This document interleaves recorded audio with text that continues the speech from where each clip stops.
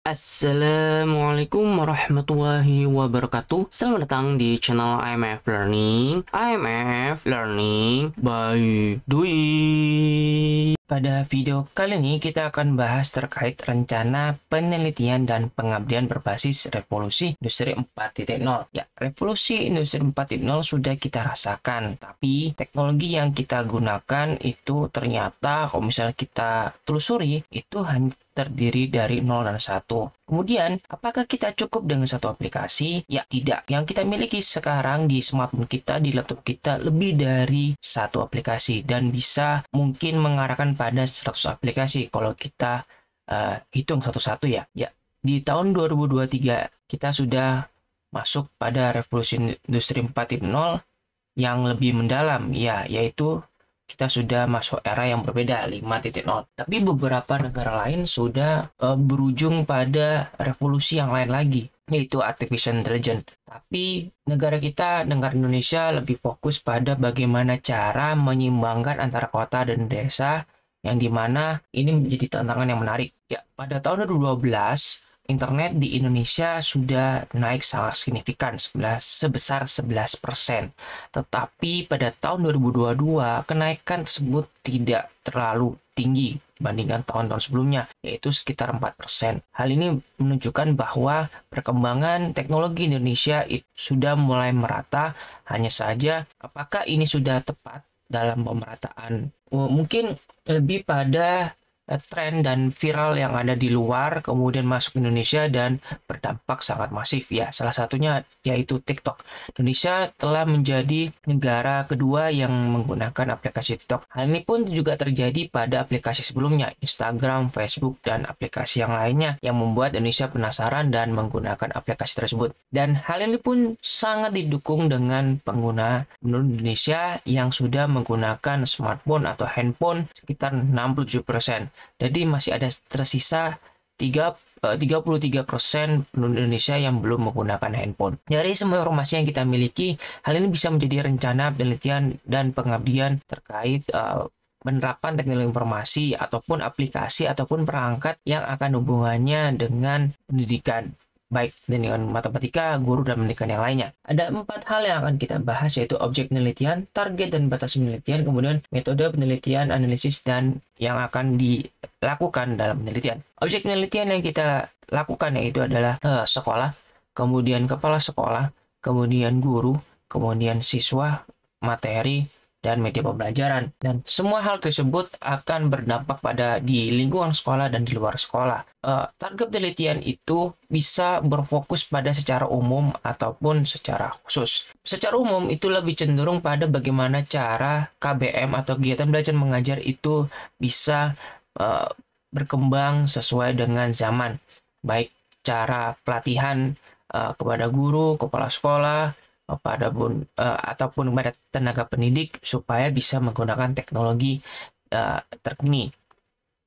Ya, apabila lebih khususnya lagi itu berfokus pada produktivitas KBM ya, misalnya siswa ingin lebih mengerti atau lebih belajar yang secara viral atau secara terkini menggunakan teknologi, ya bisa menggunakan smartphone, laptop ataupun laptop. Oke, batasan penelitian ini akan berfokus pada satu sekolah dan satu materi.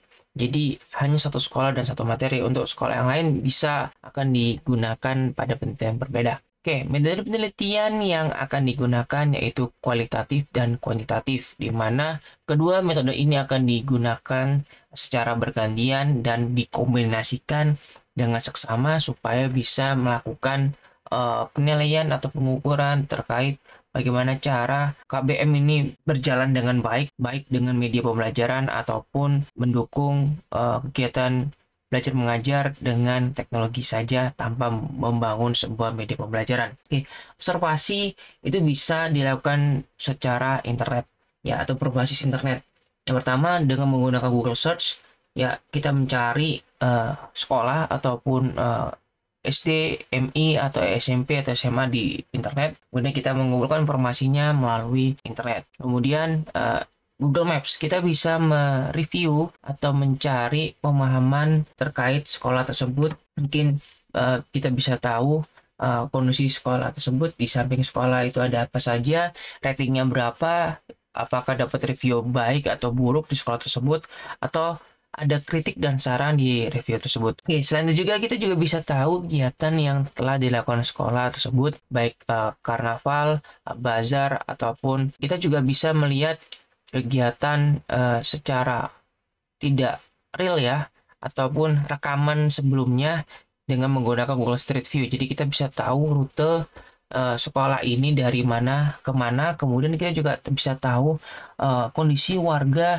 di sekitar sekolah tersebut. Hal ini berguna untuk lebih fokus pada apa yang ada di sekolah tersebut, dan kita bisa lebih kenal apa yang ada di sekolah tersebut. Selanjutnya, dalam sekolah akan fokus pada bagaimana siswa duduk, bagaimana siswa mendengarkan guru, dan bagaimana kondisi di luar sekolah.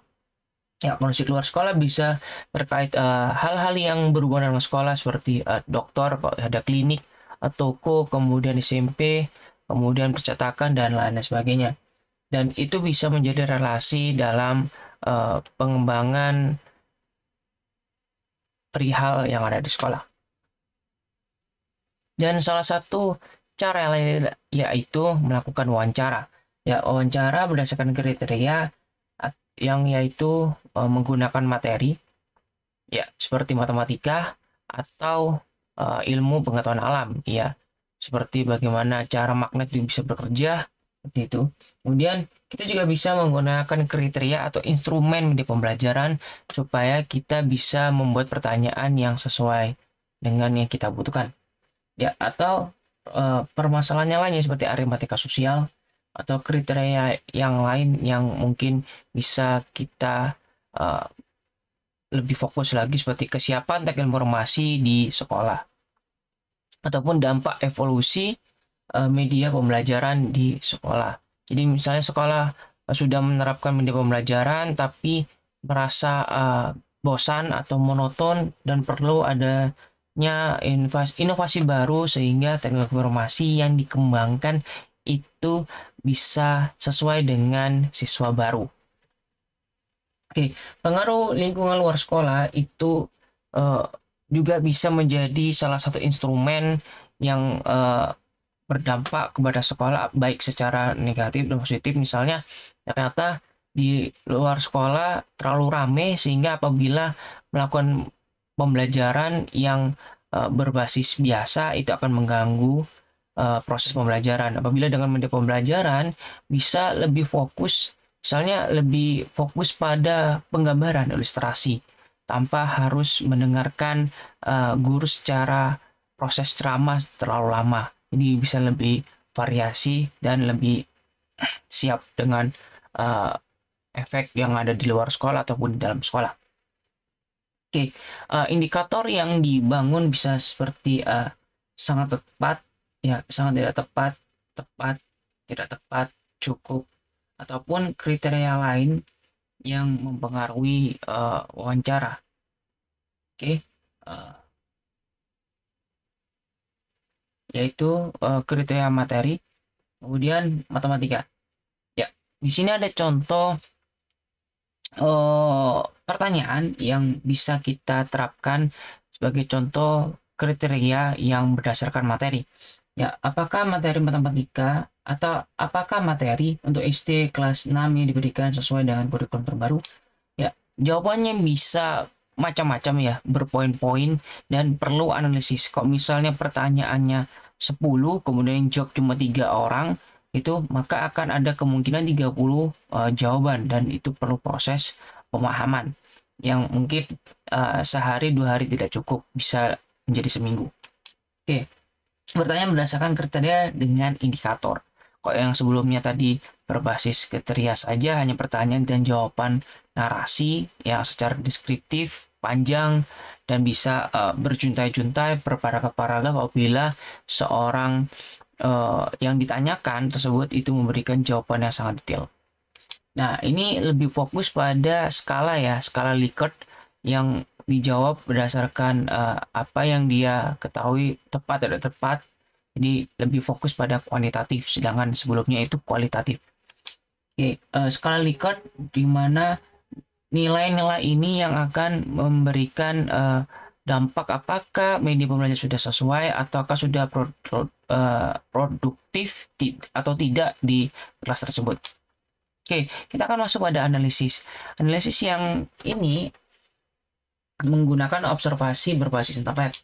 Ya, dari sekolah yang diobservasi melalui internet itu menggunakan Google Search dan Google Map menunjukkan bahwa kondisi di sekolah tersebut sangat baik, sangat bagus karena dekat dengan warga, lingkungan yang sangat baik, dekat dengan jalan dan mudah untuk diakses.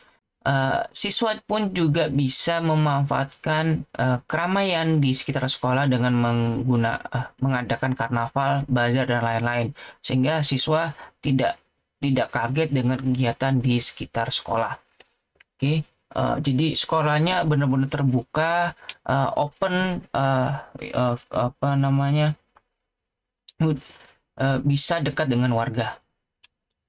Oke, selanjutnya hasil dari wawancara singkat dengan guru MTS Darul Ulum Waru itu ada 3 pertanyaan, 2 pertanyaan lebih kepada kriteria yang berdampak pada lokasi dan penerapan media pembelajaran untuk guru. Sedangkan pertanyaan terakhir yaitu nomor 2 itu berfokus pada kriteria dan indikator. Yang kriteria yang digunakan adalah media pembelajaran.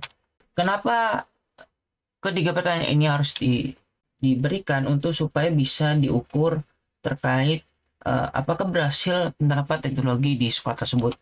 Seharusnya wawancara ini dipisah ya pertanyaannya ya supaya bisa lakukan perhitungan dengan lebih baik.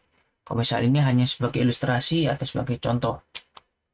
Oke, coba wawancaranya lebih fokus pada keberhasilan media teknologi pada pembelajaran bahasa di MTS Darul Ulum Waru.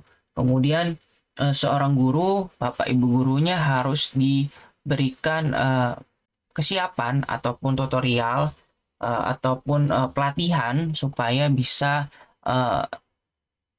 mudah menggunakan teknologi yang ada di sekolah. Nah, analisis terakhirnya itu adalah lingkungan sekolah secara online itu menjanjikan hal yang sangat baik. Apabila kalau kita masuk ke sekolah dan menyesuaikan dengan online-nya, maka hasil yang dilakukan di dunia nyata atau di fisiknya tidak jauh berbeda dengan online, dan ini menjadi hal yang sangat positif dalam perkembangan ataupun penerapan teknologi di sekolah MTS Darul Ulum Waru.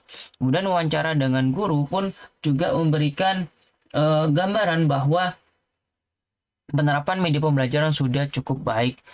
Mungkin untuk pengembangannya seperti apa media pembelajarannya perlu dilakukan kajian lebih dalam lagi, baik secara personal kepada siswa ataupun guru ataupun semua guru atau kepala sekolah, sehingga media pembelajaran yang dikembangkan mungkin bisa berinovasi atau lebih berbeda dibandingkan sebelumnya.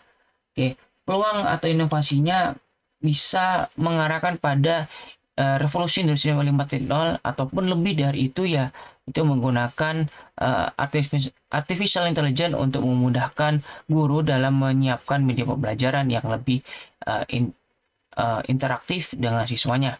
Terkadang ini juga dipengaruhi oleh keinginan dan kebutuhan siswa ataupun wali siswa yang akan mempengaruhi perubahan di media pembelajarannya.